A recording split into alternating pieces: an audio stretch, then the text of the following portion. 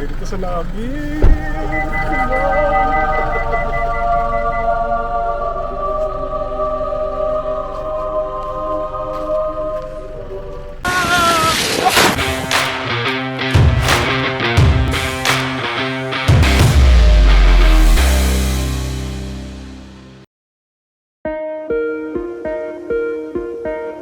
Little Baguio feels na lugar na malapit lang sa Bacolod City. Kahit senior citizens, pwedeng mamasyal at mag-enjoy pati na rin ang kids. At pwedeng maging puntahan ng bikers at riders. Pag sinuswerte ka, tila nasa langit ka na sa lugar na ito. Trip tayo papuntang Gianas Mountain Resort sa Bago City sa Negros Occidental. Ang Bago City ang neighbor city lang ng kapital ng Negros Occidental na Bacolod City. Mga isang oras na drive or less, mararating ang Barangay Mailog. No rice breakfast at night. Withdrawal ini. Withdrawal spaghetti mo. Thank you. Kag corned beef roll. No rice breakfast. From Bacolod City, pwedeng dumaan via Murcia then Barangay Maaw to Barangay Mailog Road. Alas 8:30 ng umaga nang dumating kami sa Mountain Resort at ito ang aming nadatnan. Napapaligiran ng ulap ang buong resort. Akalain mo, nasa Bago City ka lang pero parang nasa Baguio.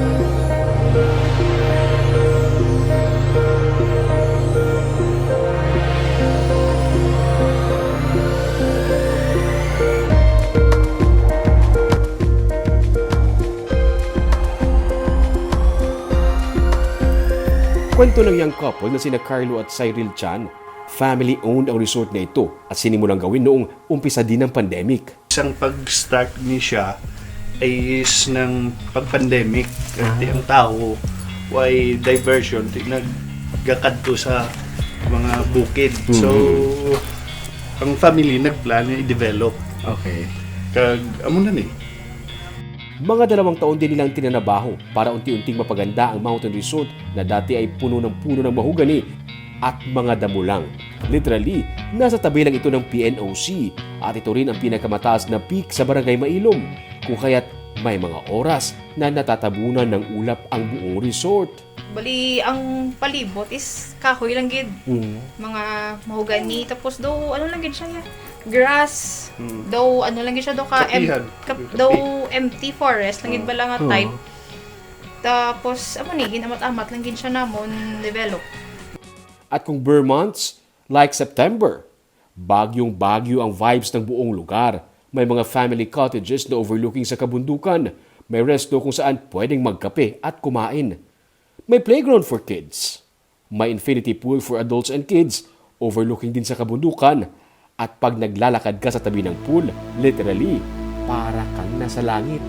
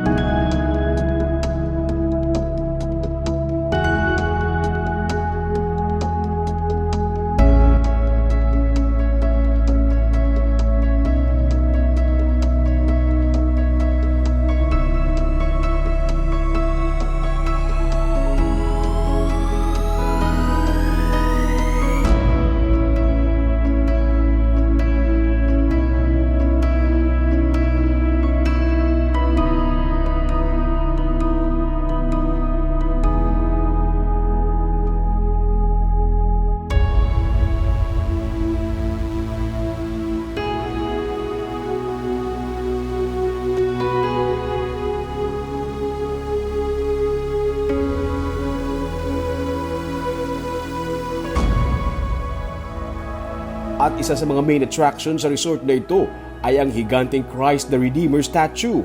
Ito ang reminder kung kanino dapat magpasalamat sa lahat ng magagandang tanawin sa paligid at sa pagsama-sama ng pamilya o di kaya'y ng mga magbarkada. Kapag napapalibutan ng ulap ang estatwa, mala Brazil naman ang vibes ng lugar.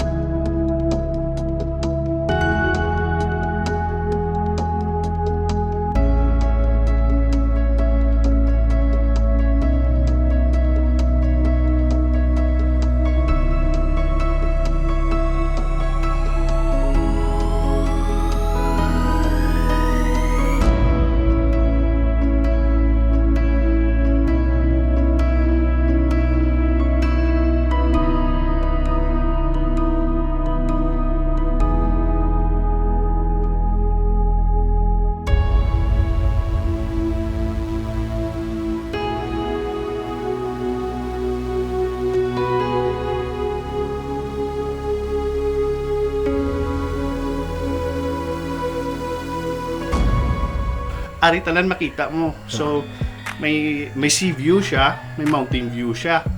So ang weather okay gid, just like Baguio. So ang kung ara ka sa city nga kung do stress ka, maka-relax ka gid. Kagapos lang i-travel. Oh, masapos. lapit lang kung from Bacolod. Hindi na nga mausik ka pa oras ba lang nga kalawig sa biyahe, pero at least 1 hour from Bacolod. At take note, hindi pa nabubuksan sa public ang lugar. But this coming Thursday, September 8, ang opening ng Llanas Mountain Resort. You get to experience the Baguio and Brazil feels ng resort. 100 pesos ang entrance fee at included na ang swimming. Pag nag-rent ng cottage, pwedeng magdala ng pagkain at dito na mag-ihaw. Soon, maglalagay sila ng camping grounds dito. Plano rin nila ang maglagay ng chapel sa tuktok ng hill at mga overnight cottages sa mga gustong ma-experience ang matulog at gumising sa ganito kagandang lugar.